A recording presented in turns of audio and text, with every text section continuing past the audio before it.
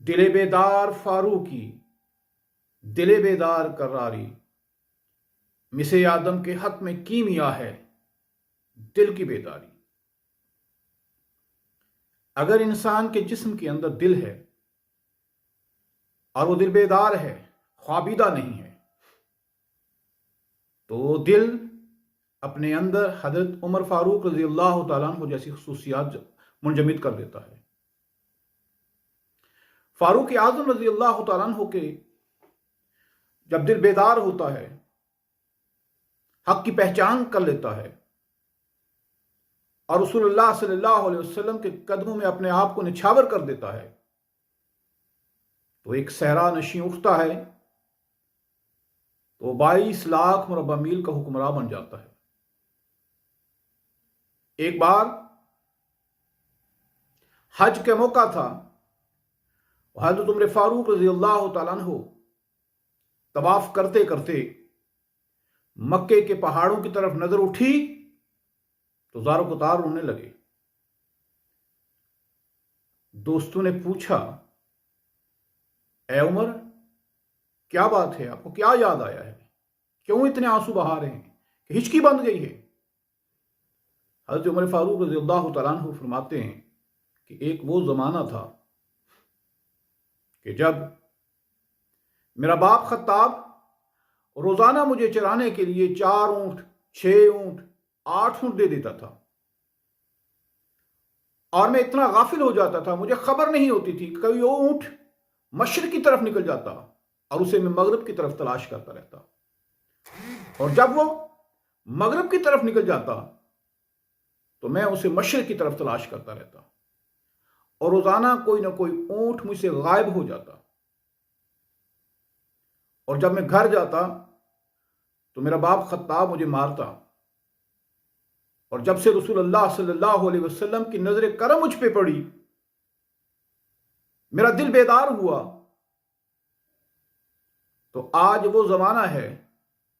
کہ 22 لاکھ مربع میل کے اندر ایک پتا بھی اگر گرتا ہے تو عمر فاروق کو اس کی خبر ہو جاتی ہے۔ 1933 میں علامہ اقبال کے پاس کچھ نوجوان آئے اور کہنے لگے، ان میں سے ایک نوجوان نے پوچھا کہ ہم آپ سے ایک سوال کرنا چاہتے ہیں، ہم نے سنا ہے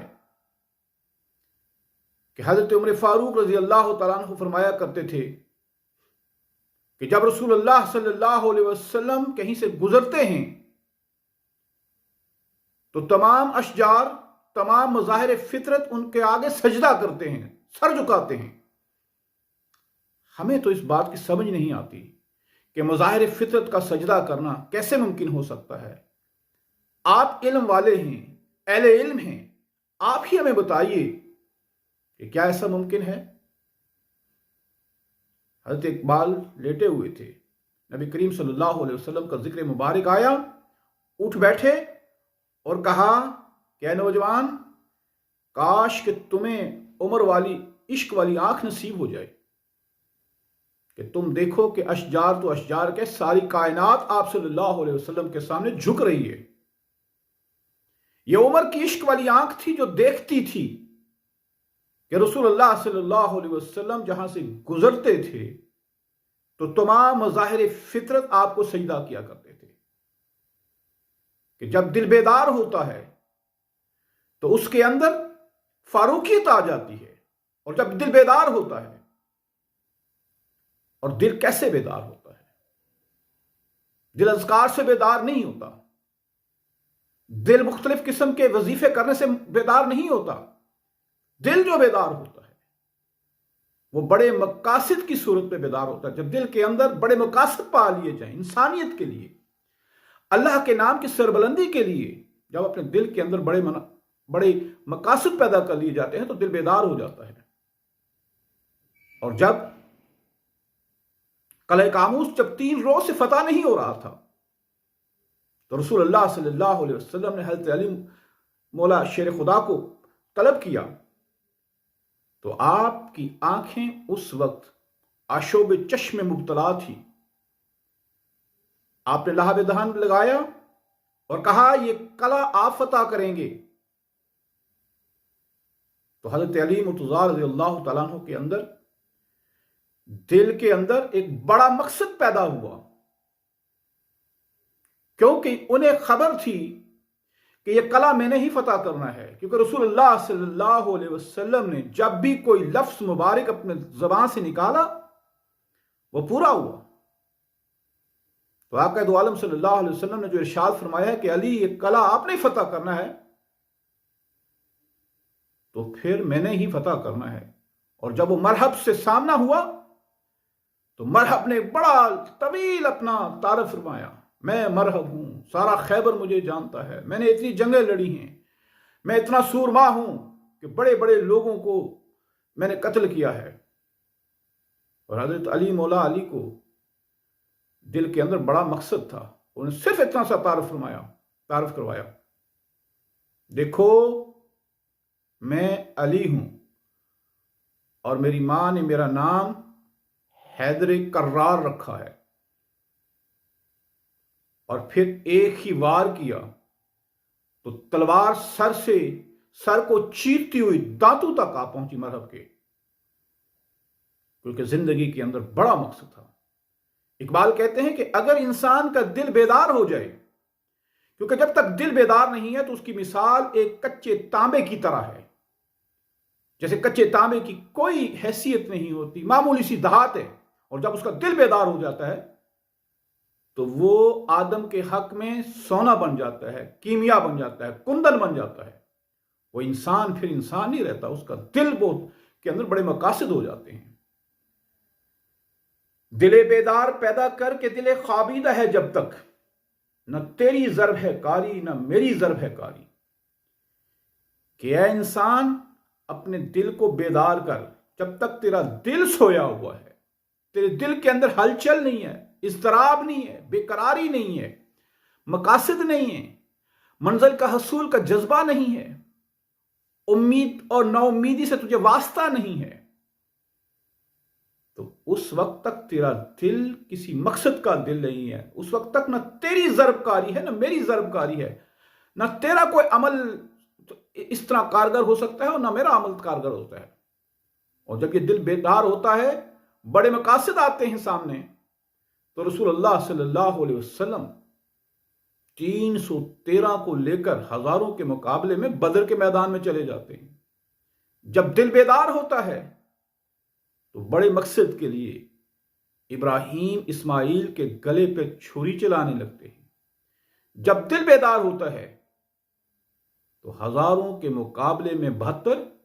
ہمیشہ کے لیے امر ہو جاتے ہیں. مقاصد جب بڑے ہوتے ہیں کہ جب تک تیرا دل بیدار نہیں ہے تو پھر نہ تیری ضرب کاری ہے نہ میری ضرب کاری ہے، نہ تیرا مقصد بڑا ہے نہ میرا مقصد بڑا ہے، نہ تیری منزل آنی ہے نہ میری منزل آنی ہے. لہٰذا انسان اپنے دل کے اندر بیداری پیدا کر، اور وہ بیداری کیسے ہوگی؟ اعلیٰ مقاصد سے حاصل ہوگی. وہ اعلیٰ مقاصد کے بغیر حاصل نہیں ہو سکتی. مشام تیز سے ملتا ہے صحرا میں نشاں اس کا، زن و تخمی سے ہاتھ آتا نہیں آہوئے تاتاری. کہ جو تاتاری ہرن ہے، جس کی ناف کے اندر کستوری ہے، خوشبو ہے، وہ اسی صورت میں میسر آ سکتا ہے کہ جب تیری سونگنے کی حس اتنی تیز ہوگی تب وہ تمہیں ہاتھ آئے گا. وہ اندازوں سے تمہیں ہاتھ نہیں آئے گا. مراد یہ ہے کہ تیری منزل کے حصول کو جتنا تو اس کو آبزرو کر سکے گا، جتنی تیرے مقاصد والا ہوں گے، اسی وقت تک تو آہو تاتوری اپنی منزل مقصود تک پہنچ پائے گا. وگرنہ بغیر عمل کے ایک جگہ پہ بیٹھ کر اندازے لگانے سے کبھی بھی تو اپنی منزل کو کبھی پا نہیں سکے گا، اور نہ ہی تو کبھی اپنی منزل پر پہنچ سکے گا. کیونکہ یہ تمام تر چیزیں اسی وقت میسر آتی ہیں جب تو اپنے عمل سے سرخرو ہو کر اپنے مقاصد کو لے کر آگے بڑھے گا. اس اندیشہ سے ضبط آہ میں کرتا رہوں کب تک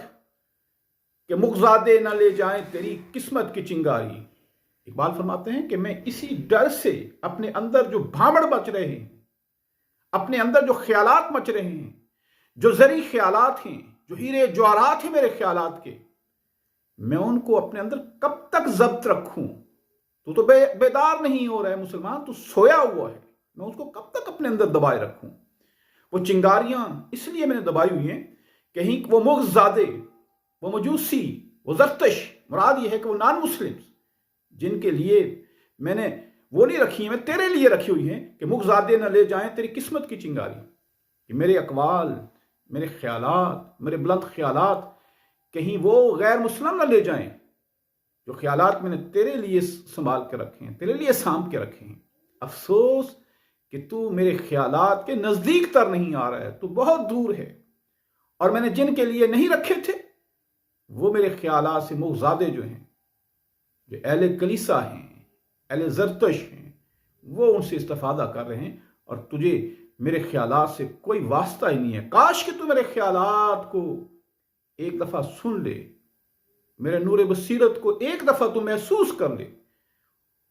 تو تمہیں اندازہ ہو کہ میرے دل کے اندر کیا کیا چنگاریاں ہیں۔ افسوس کہ وہ چنگاریاں کہیں اور نہ لے جائیں، میں اس لیے وہ ضبط کر رکھی ہیں۔ آخر وہ کب تک وہ اپنے اندر رکھوں؟ ایک وقت وہ آ چکا ہے کہ میں اپنے اندر سے وہ بھانبڑ، وہ چنگاریاں سب کے سامنے عیاں کر دوں۔ مجھے تہذیب حاضر نے عطا کی ہے وہ آزادی، کہ ظاہر میں تو آزادی ہے، باطن میں گرفتاری۔ موجودہ جو نئی تہذیب ہے اسے مجھے تو بڑی آزادی حاصل، بظاہر تو بڑی آزادی دے دی ہے، میں بڑا آزاد ہوں، میں خیالات سے آزاد ہوں، میں مذہب سے آزاد ہو گیا، میں اہل و عیال سے آزاد ہو گیا، میں رشتہ داروں سے آزاد ہو گیا، میں تفکرات سے آزاد ہو گیا۔ یہ تمام تر آزادیاں جو ہیں مجھے میسر تو آئیں، نئی تہذیب نے دی تو ہیں، کہ مجھے تمام لگاوٹ، تمام چیزوں سے میں آزاد ہو گیا ہوں، کہ ظاہر میں تو آزادی ہے، باطن میں گرفتاری، کہ بظاہر تو آزادی نظر آ رہی ہے لیکن اندر سے اس میں گرفتار ہوں، میں غلامی کے اندر جھک رہا ہوں۔ اس کے بعد میں حوث کا مارا انسان رہ گیا ہوں، میں حوث کا اسیر ہو کے رہ گیا ہوں۔ میرے اندر مادیت اتنی آ گئی ہے کہ میں مال و دولت جو صرف اپنی ذات کے لیے ہے، جو انسانیت کی ذات کے لیے نہیں ہے، جو انسانیت کے مفاد کے لیے، اسی چکر کے اندر، اسی غلامی کی زنجیروں میں جکڑ کے رہ گیا ہوں۔ بظاہر کہ میں آزاد ہو گیا ہوں لیکن دیکھا جائے تو میری اندر جو ہے وہ گرفتاری آ گئی ہے، کہ جو کئی گرفتاریوں، کئی غلامیوں، کئی زنجیروں کے اندر جکڑی ہوئی ہے۔ خداوندا یہ تیرے سادہ دل بندے کدھر جائیں، کہ درویشی بھی عیاری ہے، سلطانی بھی عیاری۔ اے اللہ، یہ تیرے عام لوگ جو سادہ دل لوگ ہیں، جنہیں ہیر پھیر نہیں آتا، جنہیں چکر نہیں آتے، جنہیں فراڈ نہیں آتے، جنہیں دوسروں کو بے وقوف بنانا نہیں آتا، یہ لوگ کدھر جائیں؟ کیونکہ اس دنیا کے اندر اب جو درویش ہے وہ بھی عیاری اور مکاری کا روپ سجائے ہوئے ہے۔ کبھی وہ درویش ہوا کرتے تھے کہ وہ اللہ اور بندے کو آپس میں جوڑتے تھے، اس کا رشتہ ایک دوسرے سے بناتے تھے۔ افسوس کہ اب ان کے ہاں بھی وہ چیزیں نہیں ہیں۔ وہ درویش ہوا کرتے تھے جن کے خزانے کے اندر جو بھی تھا وہ دوسروں پہ لٹا دیا کرتے تھے۔ اب وہ درویش ہیں کہ دوسروں سے لے کر اپنی تجوریاں بھر رہے ہیں، جو دوسرے تو بالکل کنگال ہو کے رہ گئے ہیں لیکن ان کے محلات بن رہے ہیں، ان کا لائف سٹائل بہت اونچے سے اونچا ہو رہا ہے، اور جو غریب ہے، سادہ لوگ بندے ہیں، ان کو انہوں نے الجھا کے رکھا دیا ہے، اور ان کو یہ کہتے ہیں کہ شاید ہمارے بغیر تمہارا اور اللہ کا رشتہ آپس میں کہیں پہ بھی، تم اللہ سے کہیں بھی اپنی ملاقات نہیں کر سکتے، شاید ہم ہی تمہیں راستہ دکھائیں گے تو تم اللہ سے ملاقات کرو گے۔ یہ بندے اور انسان کے درمیان حائل ہو کے رہ گئے ہیں۔ افسوس کہ یہ تیرے سادہ دل بندے کی جائے، اور جو سلطان ہیں، جو حکمران طبقہ ہے، وہ بھی مختلف ہیلوں بہانوں سے انہیں لوٹ رہا ہے۔ کبھی کوئی چکر دے رہا ہے، کبھی کوئی چکر دے رہا ہے، کبھی ان کو لوٹ رہا ہے، کبھی ان کو کسی انداز سے لوٹ رہا ہے، اور ہیلے بہانوں سے، انہی کے توسل سے، انہی کے کندھوں سے ہو کر جب وہ اقتدار کے ایوانوں میں جاتے ہیں تو پھر ان کو بھول جاتے ہیں اور انہی کا خون چوستے ہیں، جھونکوں کی طرح انہی کا خون چوستے ہیں۔ اے الہی، یہ تیرے سادہ دل بندے کہاں جائیں؟ اب ان کو کوئی راستہ بتا دے کہ یہ نہ سلطان پہ بھروسہ کر سکتے ہیں، نہ درویش پہ بھروسہ کر سکتے ہیں، وہ بھی عیاری میں ہیں، یہ بھی مکاری میں ہیں۔ لہٰذا ان کا کوئی راستہ ایسا بتا دے کہ ان لوگوں کا جینا جو ہے وہ آسان ہو جائے۔ اے مولائے یثرب، آہ میری چارہ سازی کر، میری دانش ہے افرنگی، میرا ایمان ہے زراری۔ اے یا رسول اللہ صلی اللہ علیہ وسلم، میرا مرض لا علاج ہو چکا ہے، آپ ہی میرے مرض کا علاج کر سکتے ہیں، آپ کی بارگاہ کے اندر ہی میرا علاج ہے، آپ کی نگاہ کے اندر ہی میرا علاج ہے، آپ کی تعلیمات کے اندر ہی میرا علاج ہے، آپ کے فرمودات کے اندر ہی میرا علاج ہے، وگرنہ آپ کے سوا میرا کوئی چارہ سازی نہیں کر سکتا۔ کیوں کہ میری جو عقل ہے وہ فرنگی ہے، میں نے جو تعلیم حاصل کی، میں نے جو دانش حاصل کی وہ مغرب کی یونیورسٹیوں سے حاصل کی، انگریزوں سے حاصل کی، اور میرا رہن سہن، میرا ایمان، میرا عقیدے جو ہیں وہ بالکل ہندوانہ عقائد سے ملتے جلتے ہیں۔ میری رسومات، میری شادی بیاہ کی رسومات، میرے مرنے جینے کی رسومات، وہ تمام تر ہندوانہ عقائد سے ملتی رہتی ہیں۔ وہ آپ صلی اللہ علیہ وسلم کی تعلیمات سے بہت مختلف ہیں۔ جو تعلیمات آپ نے رہنے کے لیے بتائی تھی، جو تعلیمات آپ نے ہمیں دی تھی، ایک اچھا معاشرہ استوار کرنے کے لیے دی تھی، ایک عدل والا معاشرہ، ایک انصاف والا معاشرہ، ایک ایسا معاشرہ جس کے اندر کوئی مشکل نہیں تھی، آسانیاں تھیں۔ افسوس